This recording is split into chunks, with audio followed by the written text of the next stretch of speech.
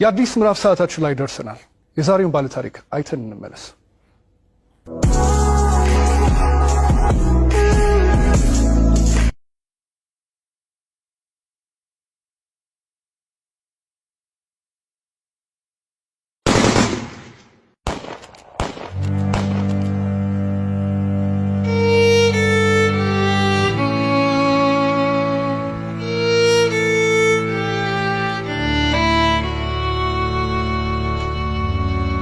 ስሜ ብርቱካን እባላለሁ። ተወልጄ ያደኩት ስናን ወረዳ ነው። ከእናትና ከአባቴ የመጀመሪያ ልጅ እኔ ነኝ። እኔን እንደወለዱ ነው አጋጣሚ አባቴም ወደ መንትን ያለ የተሰደደው። እናቴ በህይወት ያረፈችው በወሊድ ምክንያት ነው። ከዛ በኋላ ምንድነው የተደረገው? አያቴ ጋር እንዳድግ ቆየው። ከአያቴ ጋር እየኖርኩ ያለ 8 አመት ሲሞላኝ ትንሽ እሷንም ይቸግራታል። እባካችሁ ልጅትን ለሰው ልስጥ እና ፈልጉልኝ ምናምን ትላቸዋለች እሷ ማለት ነው አያቴ አሉ። በ8 አመት ያስወጥተው ወሰዱኝ። ከዛ እሱ የሁለት ልጆች አባት ነው፣ አንድ ሴትና የአንድ ወንድ እና እነሱን እያሳደኩኝ ልብስ የምሳጠብ የልጆችን ማለት ነው ካልሲ ያጥባለሁ፣ ወጥ እንድሰራ ሙያ እንድለማመድ እነሱ እያበረታታችኝ ሴትዮዋ ኢቭን በዓላት ራሱ ሲኖር ማንኛውንም ነገር ሲኖር ለልጆቹ ልብስ ሰርፕራይዝ ይገዛላቸዋል አውደ አመት ምናምን ሲመጣ። እኔ ደግሞ ሴትዮዋ ከምትለብሰው ልብስ ተቀድና ጣጣጣፋ ጥንጥዬ ነበር እንትን ብላ በመኪና እንኳን አይሰፋም እቤት ነበር በመርፌ ተሰፋው ነበር። እሱን ለብሼ ሄዳለሁ። ጫማም የተወረቁ የወደቀውን ልጆች ተጠቅሞ የጨረሱትን እሱን ሰጎትት ምንስል የባለም እንደዛው እየተማርኩኝ እያለ የሆነ ደረጃ ተሸላሚ ሆንኩኝ። እስከ 8 ደረስኩ። ከ8ኛ ክፍል በኋላ የሆነ ስራ ምቢት ልብስ የሆነ እየጎረመስኩ ስመጣ ስራው እያያዘኝ ትምህርቱም እያያዘኝ እየከበደ ሲመጣ ስራዬን ለሊት ሙሉ ሰዓት አንተላለው አልተኛም ነበር። 24 ሰዓት ነበር። ከዛ ዩኒቨርሲቲ እንታስወርት ያከፍል ጨረስኩ። 12ም ያው 392 አመጣው። ውጤት ከመጣ በኋላ ወደ ዩኒቨርሲቲ ተመደብኩኝ።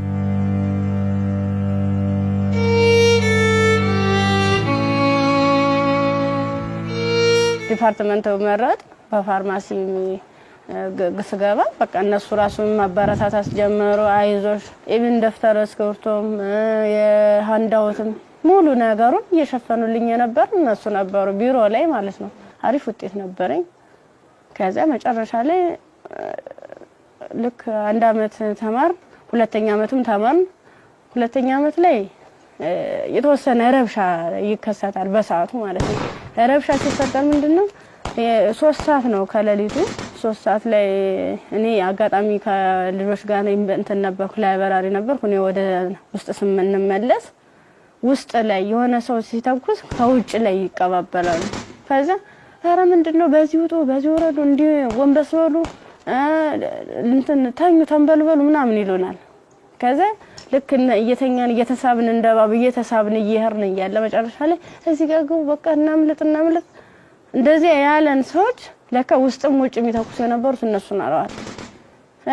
ውጭ ላይ ስንል ምንም የተጠቀለብስ አልለበሱም። ከዛ አንደኛው ትጥቅ የለበሰው እዚህ ጋር ግቡ ምክንያቱም እንደዚህ ድብልቅልቁ እየወጣ ነው እንዴ ህይወታችሁን ማትረፍ አትፈልጉም ሲላን እሺ ብለን ታርጋብገባን ሁላችን ሰዎች አንድ ላይ ወጥተን ገባን። አንድ ላይ ገባን። በቃ ፍስፍስ አርገው ይዘው ሄዱ። እየከለሉ ሄዱ። ምንድነው ወደ ጫካው ስንዳረስ ሰውነታቸውን መከለል ጀመሩ። ያ ማለት ምንድነው አይናቸው ብቻ እንድትታይ ነገር ግን ሌላ አካላቸው እንትና ሙሉ ብረት ነገር ነው። ስንገባ ምንድነው ኖርማል ወታደር ነበር። ግን እኔ ምን እዚያው ላይ እየቀየሩን ምን ሰዓት እንደቀየሩ ማላየናቸው። ከዛ ይሄርን እያለ ጫካ ስንጀምር መኪናውን ከዚህ በኋላ መኪና መግባት አይችልም ወራዱ በግራችን ዱብ እያለ ነው የምንሄዳው። ልክ በግራችን ይሄርን እያለ እንትን አይናቸው ብቻ እንድትታይ ሌላቸውን ሸፈኑና ጸጉራቸውን ገለጡት። ያኔ ኬፕ ነገር ነበር የለበሱ። ጸጉራቸውን ሲሉት እንዴ እንደሹ ቀጥ ያለ ነው። እንሄዳለን መንገዱ ያልቅም። 6 ሰዓት ፈጀብን።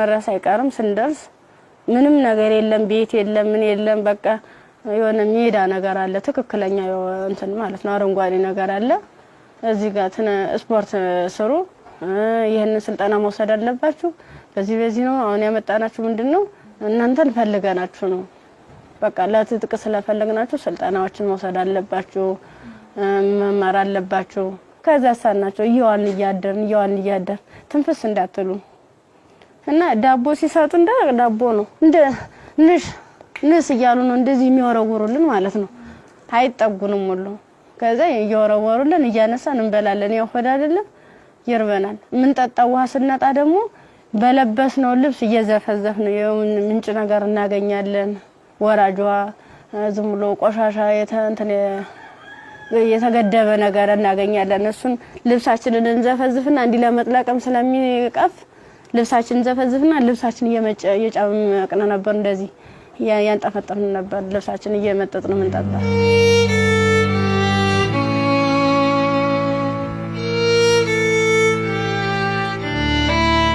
አመት ከ6 ወር ከሞላ በኋላ በቃ ስራችንን እንጀምር ይለዋል አንደኛው ማለት ነው ስራችንን እንጀምር ፕሮሰሱ አልቋል ያቀርነው ጊዜም እስከዚህ ነበር ምን ፈልገውን ነገርም ተሳክቶልናል አሁን ደግሞ እንቅስቃሴ እንጀምር ዳይ ምናምን አሉና መጀመሪያ ላይ ልብስ ነው አውልቆ የታዋን ሙሉ ልብሳችን እና አውልቀን ነው እንግዲህ እንደንተን ሶስቶቹ አራቶቹ ታሄዱ በኋላ እኔ አምስተኛ ላይ ነበርኩ በአምስተኛው ሰዓት ላይ ምንድነው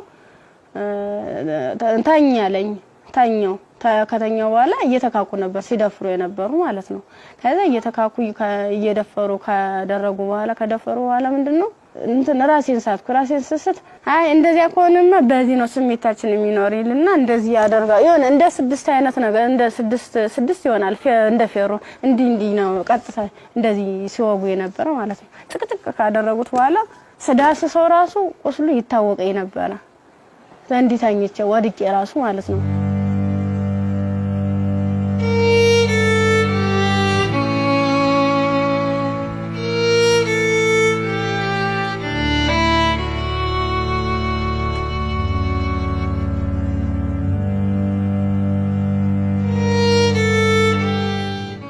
ካንገት በላይ ደግሞ እንትን በምንድነው ጭንቅላቴ ነው ሁለቴ ሲመታኝ የኛው ተከፈተ ጭንቅላቴ ማለት ነው እንደዚህ ያድርገዋል ማለት ነው ሌላስ ምን ይሻላል ከዛ የሆነ ሚንትን የሚልም ነገር አለ ቢላ ማለት ነው በሱ ይፈቀፍቀዋል ጻጉሬን ማለት ነው ሲፈቀፍቅ እየደማ ነበረ በዚህ ሚተለትላሉ እንደምላጭ አይነት ነገር ይዘዋል የሁሉ ትልትል ነው ይሄን ማህፀኔ ከተጨቀጨቀ በኋላ ምንም ማለስታውስ ሜትተጣል ምን ሆነ ግን ምንድነው በስድስተኛ ቀና በየንተሰል ምንም ነገር የለም ከጎኔም ሬሳለ ከጎኔም ልጅ ተርትላለች በቃ ከሷ የተሻልኩ ስለሆነ የለበስኩትን አረቄን ልብስ ሙሉ ጫርጊያው ልቄ እንትን አሰርኩት ተንትኑ ጋር አጣብቂያ ስሬ እየጎተትኩ ያ ማለት ምንድነው እኔ ሙሉ አካል ስላለኝ ነው ያንስ አድርጌ ነበር እየጎተትኩ ይተላቀስ ርያል በቃ አርቃንሽን ሆነሽ በጣም ነው የሚያሳዝነው ቁምጣ ነበረችኝ ቁምጣዬን ደግሞ ያላስለብሰኝ አለ ቁስሉ ማለት ነው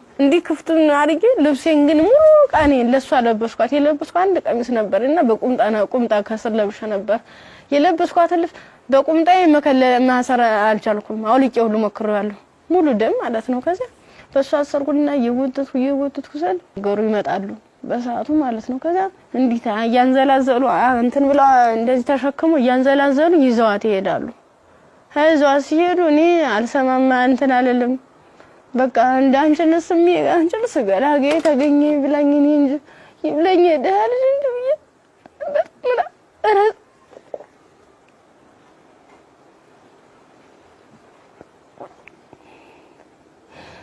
ይብለኝ እኔ እንጂ ብዬ ያርኩኝ ከዛ ያርኩኝ አላቋርኩኝ ሀገሩን እንዳልጠየቅ ምኑን ልጠይቃቸው በቃ ውስጥ የተጨነቀው መጨረሻ ላይ ጫካውን ስጨርስ ከተማ አገኙ ከዛ አባቴ እኔ ምን ዩኒቨርሲቲ ተማሪ ነበርኩኝና ልብሴን አጋጣሚ ልብስ ለብሼ እጅ ሌባ ወስዶብኝ ነው እስኪ ማከ ገዛልኝ አልኩ ስገዝለው 50 ብር ሚላ ሰናገኝ ከሱ ላይ 50 ብር ከፍሎ ልክ አንድ ጥቁር በጥቁር አይነት ነገር ነው እሷን አለበሰኝና በቃ ለንዲጅሽ ሊሊ ብሎ ዩኒቨርሲቲ ሲሄድ ቀጥታ ዳይሬክተሩ ቢሮ ነው የገባሁት።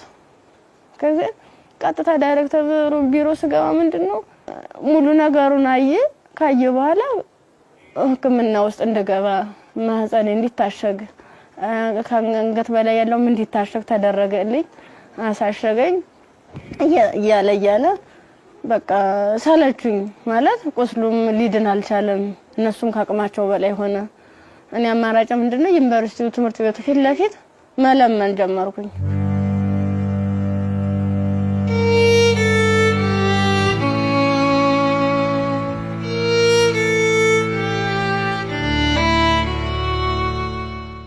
እንደ ኢንፌክሽን ፈጥሯል መሰለኝ ብዙ ቀን ስለቆየው 6 ቀን ማለት ቀላል አይደለም። ያን እየቆራረጡ እያወጡ እያስተካከሉ እያጠቡ ሲሉ መጨረሻ የልብም ኬዝ እንዳለብኝ የታወቀም እዚያ ነው። ልክ በራሳቸው መኪና ነው ወስደውኝ አምጥተው እዚህ ጣሉኝ፣ አዲስ አበባ ማለት ነው። ከዛ አዲስ አበባ ሲጥሉኝ ምንድነው ወዴት ልሂድ በቃ ህይወት መስቀልቅል ላለብኝ እብድ ሆንኩኝ፣ አበርኩኝ። ከጊዮርጊስ ወደ ማርያም ሄድኩኝ። የማርያም ቀን ነው ልሂድ እስኪ ምናምን ብዬ ሰው በሚሄድበት እየተከተልኩ እዛ ስዕል ቅድስት ማርያም ይላል። እዚያ ቁጭ ብዬ እየለመንኩኝ ታገኘኛለችና ብር ተሰጠኛለች። 50 ብር ተሰጠች። በኋላ ምን ፈልገሽ ነው ምናምን አይዞሽ ምናምን አለችኝ። እኔ እኮ እንደዚህ ተማሪ ነኝ እና በዚህ ረብሻ ምክንያት ነው እንደዚህ ተፈጠረው። እንዴት ላድርግ እንዴት ልሂድ ብለሽ አልኳት። የት ልሂድ ብለሽ ስላት አይ እንደዚህማ ከሆነ ከኒልክ ጤና ጣቢያ እንወሰደሽ ብሎ ጤና ጣቢያ ሲሄድ የምጥ መርፌ ሰጡ። እስቲሽ አደረጉ። ከተወለደ በኋላ በጣም ራበኝ። በቃ ምኑን ላጥበው ማጣው ሳጣ ሲርበኝ ማዘር ተሬዛ ጋር መጣሁኝ። ምን ላድርግ አልኳት። በቃ ጨለመብኝ፣ እባክሽ አስገብኝ ስላት ከጎንሽ አለን ብላ መድኃኒቶቹንም ያንዳንዱ የህክምና ክትትሎችን እያደረጉልኝ ውስጥ ላይ ከነሱ አቅም በላይ የሆነውን ሪፈራል ተጻፈልኝ። በረንዳ ላይ የነበርኩት ወደ ቤት እየተቀየረ ሰው ቤት ማደር ጀመርኩ። እያልኩኝ በእነሱ ጥረት በእነሱ ጥንካሬ በማዘር ተሬዛ ማለት ነው ለልጁም ሆነ ለኔ ህክምና ወጪዎችን ያንዳንዷን እየሸፈነች እሷ እንደ እናት ሆና እየመከረችኝ እያጽናናችኝ እንባዬን እያበሰችኝ ነበር። አንድ እሷ ናት።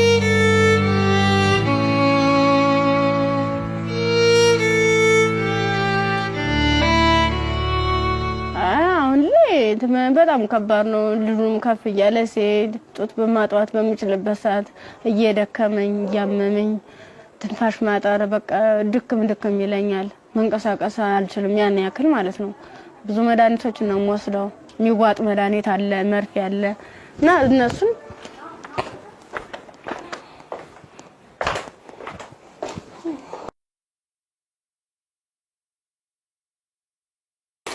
እነዚህ ነው መድኃኒት እየወሰድኩ ያለ። በቃ እነዚህ የሚዋጥ መድኃኒት አለኝ፣ መርፌ አለኝ።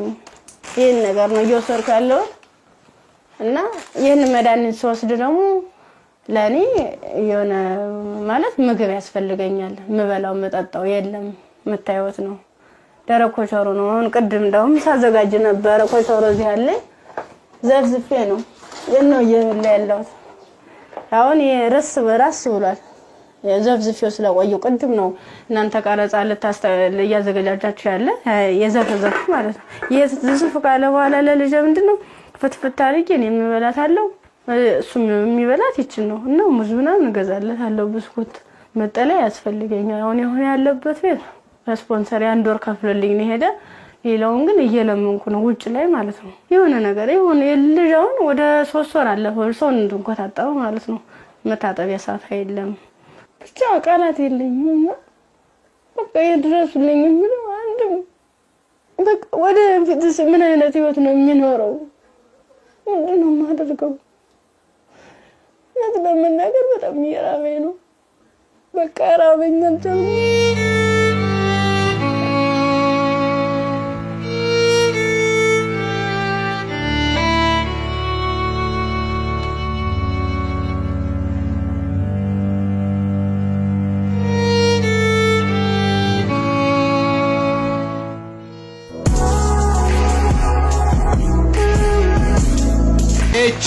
ኤች ሞተር ዘይት ለአፍሪካ መልክዓ ምድር እጅግ ተስማሚ በሆነ በጀርመን ቴክኖሎጂ በከፍተኛ ጥራት የተመረቱ ኤች ሞተር ዘይት፣ ኤች ግሪስ፣ ኤች ኢንዱስትሪያል ዘይቶች የአቅርቦት እጥረት አይታሰብም። ኦቪድ ሪል ስቴት ልማትን ራዕዩ አድርጎ እጅግ ግዙፍ በሆነ ቦታ ላይ 60,000 መኖሪያ ቤቶች የሚገነቡበት ስማርት ከተማ ለቤት ፈላጊዎች ለማስረከብ 24/7 ሌት ተቀን በመስራት ላይ ይገኛል። ራዕያችን ልማት ነው።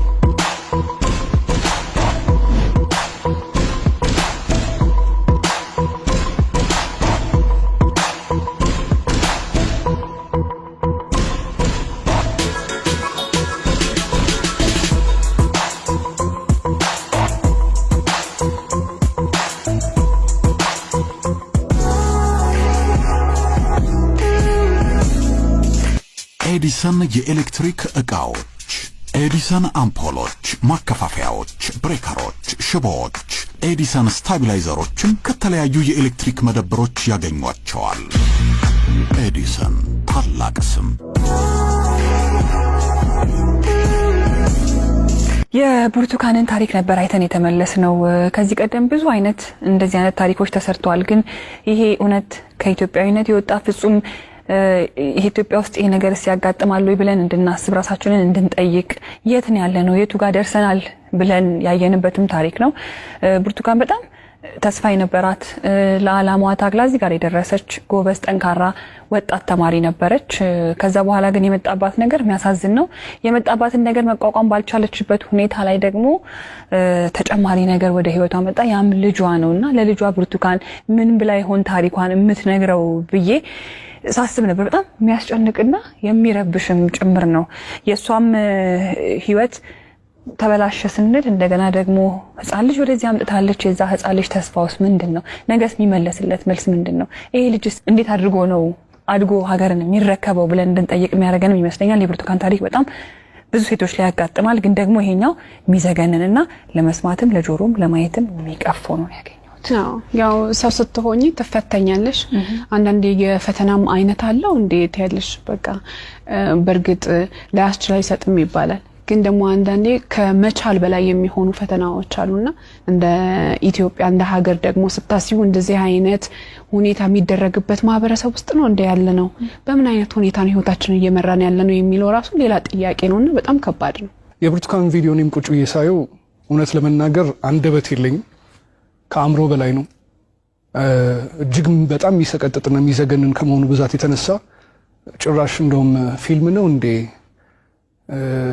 አክቲንግ ነው እንዴ የሚያስብል ሁላ። ምክንያቱም ያው ብዙ ሆረር ፊልሞችን እንሰማለን፣ ግን የእውነት መሬት ላይ የወረደ እንደዚህ በዚህ ልክ የሚሰማ ነውር ሁላ አለ ወይ እስከ ማለትም ድረስ አለና ብርቱካን እንግዲህ ስቱዲዮ ውስጥ ትገኛለች። አብረን ቆመን እንቀበላለን። እንኳን ደህና መጣሽ። እንኳን ደህና መጣሽ።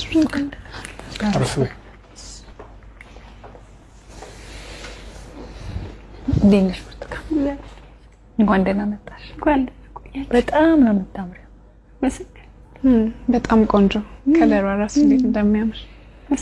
ያው ዩኒቨርሲቲ ስንሄድ ሁላችንም የምናስበው ነገር አለ አይደል? ቤተሰብ ጋር ያለው ደስታ አለ፣ ስትሄጂ የምትዘጋጁ ዝግጅት አለ። ከሄድሽ በኋላ ደግሞ ያው ቤተሰብ ነው ገንዘብ የሚልከው እንፈልገው ነገር። ያን ጊዜ እንዴት አሳለፍሽው? ስትሄጂስ እንዴት ነበረ? ስሄድ 300 ብር ነው የተሰጠኝ። ያ ማለት ያን 300 ብር የሆነ ቦታ ላይ ትላካልኝ ማለት አይደለም፣ አድርሶ የሚመልሰኝ ነው። አመት ሙሉ የሚዘልቅ ማለት ነው። ጓደኞቼ በፕሌን በሆቴሎች በመኪና እየተመላለሱ በዓላትን ሲውሉ እኔ ግን ለአንድ አመት ተብሎ 300 ብር ነው ካልኩሌት ተደርጎ ይሰጠኝ ነበር። ስንት ነበር ትራንስፖርቱ? 150 ብር ነበር መሄጃው። እንደ ሴት ደግሞ ለሴት የሚያስፈልግ ነገር አለ፣ የምንቀባው አለ፣ የተፈጥሮ ጉዳይ አለ። ለዚህ ሁሉ ነገር ገንዘብ ያስፈልጋል። በምን ነበረ ያን ነገር? ጓደኞቼ የተሻለ ህይወት ነበር እንትን የሚሉ ባለሀብት ልጆች አሉ። እነሱ ነበረ የሻር እያደረጉ እያዋጡ ነገሮችን የሚሸፍኑ ኢቭን ሞዴስ ራሱ ይገዙልኝ ነበር። ጓደኞቼ ነበር ከጎን ያሉት ማለት ነው። እሺ ከዛ በኋላ ያ ሁሉ ነገር አለፈና ዩኒቨርሲቲ ገባሽ። ዩኒቨርሲቲ ገብተሽ ሁለተኛ ዓመት ተማሪ ሆነሽ ነው ይሄ ነገር ያጋጠመሽ። እንዴት ነበር እስቲ ጊዜውን አስታውሽ? ማለት በጣም ነው የሚከብድ። 3 ሰዓት ላይ ልክ ከላይ ወረ 3 ሰዓት ዘጋብኝ። መመለስ አልፈልግ ወጣሁኝና የሆነ ይሮራጣሉ ማለት ነው ሰዎች። ስንሄድ በቃ ኧረ እንደዚህ ተኩስ የተነሳ ለምን ትሄዳላችሁ? በቃ በዚህ ሄዱ ነው በዚህና እንትን በሉ እዚያ ካገቡ ምናምን ሲሉን እኛ በሰዓቱ ተኛን ተቆርቁሮ ነው የመሰለን። እኛ እንደዚህ ለማትረፍ ነው ብለን ተንደርድረን ራሳቸው መኪና ገባን። የነሱ መኪና ምን እንደሆነ ረብሻ የሚፈጥሩ ሰዎች በመጡበት መኪና። አዎ ከፍተ ነው ከኋላ 1 አመት ከ6 ወር ነው እዚያ የቆየነው ጫካ ውስጥ ምንም ነገር ሳይፈጠር። አመት ከ6 ወር ምን ነበር የሚሏችሁ? ትጥቅ ነው ልንቀየራችሁ ነው ትታጠቃላችሁ፣ አለበለዚያ ያሰብነው አለ እሱ እንሰራለን አብረን ምን ይሆናል እያሉ። የት ነበርስ የምታድሩት? እዚህ ውጭ ላይ ነው። ብዙ ጊዜ ዛፍ ነበር እንዲተከልል እንትን መለይ ነበር። እዛ በምትሆኑበት ጊዜ በተለይ ለሴቶች አስቸጋሪ ሁኔታ የንጽህና መጠበቂያ ማግኘት ነው። ያንንስ እንዴት ነበር የምታሳልፉት? የምን ንጽህና መጠበቂያ ነው? ዝም ብለን ስናክ ነበር የምንውለው። ከ1 አመት ከ6 ወር በኋላ ምንድነው የተፈጠረው? መጨረሻችን ላይ ሰልፍ አሰለፉን። እርቃናችንን አውልቀው ልብሳችንን ካወለቁ በኋላ ሰልፍ አስያዙ። እኔ አጋጣሚ ከአምስተኛ አካባቢ ላይ ነበርኩኝ። ግንኙነት ከተደረገ በኋላ እንዴት ሲጨቀጭቁ ራሱ በፌሮ ሲወጉ አላስታውስም። ደንዝዟል ሰውነት። ምን ያህል ሰው እንደተደረገ ምን እንደተደረገ አላውቅም። በ6ኛ ቀን ስነቃ እንደ ማበላ ነው የሚፈሰው። እሷ ደግሞ አንድ አካል ስለጎደላት ምንድነው አማራጭ? የለበስኩትን ልብስ አውልቄ ለሷ ነገሮቿን አስሬ ነው ቅፋ እየወተትኩ ጀመር ጀመሩ። እንዳላዝላት አልችላትም። ከዛ አብረን ነው እኮ ምን ሄደው አንቺን እኮ ትችላለሽ ስትለኝ እንዲሁ ነው ሁለት አካለ ስንኩል ማን ይቀበለናል አልኳት። ምክንያቱም ማንም ቢሆን እንደዚህ ደም እየፈሰሰ እንደዚህ ምድሩ ሁሉ ጨልሞብኝ ነገ ወዲያ የተሻለ ህይወት አገኛለሁ ብዬ ነገ ወዲያ ጥሩ ቦታ ደርሳለሁ ብዬ አሰብኩት ልጅ በቃ መጨረሻው እንደዚህ ሲያመር እንደዚህ ሲሆን በጣም ካፋኝ። በቃ ለሁሉም ማለት ነገ ወዲያ እንዴት ነው የምሆነው? ምንድነው ማድረግስ የምችለው? በምን አይነት መልኩ ነው ህይወቴንስ መጠገን የምችለው? አይዞሽ የሚለኝስ ማንኛው ሰው ነው? በቃ አለው እንደዚህ። መጨረሻ ላይ ምንድነው ጎዳና ተዳዳሪ የሆንኩት? ጎዳና ነው ወድቄ በቃ እኔ እንጂ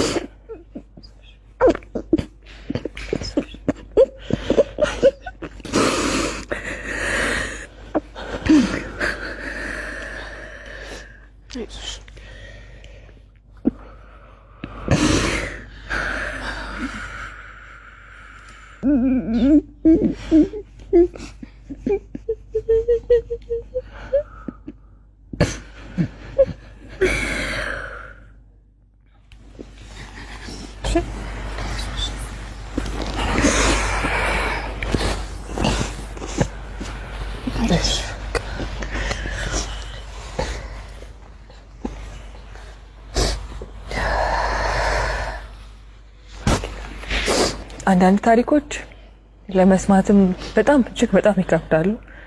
እኛ ጋር ይሆናሉ ይፈጠራሉ ብለንም እንጠብቃቸው አይደሉም። ሴት ሆኖ ለመስማት ይከብዳል፣ ሰውም ሆኖ ለመስማት እንደዚህ አይነት ታሪክ ይከብዳል። ያው ከመሞት መኖር ይሻላል ይባል የለ።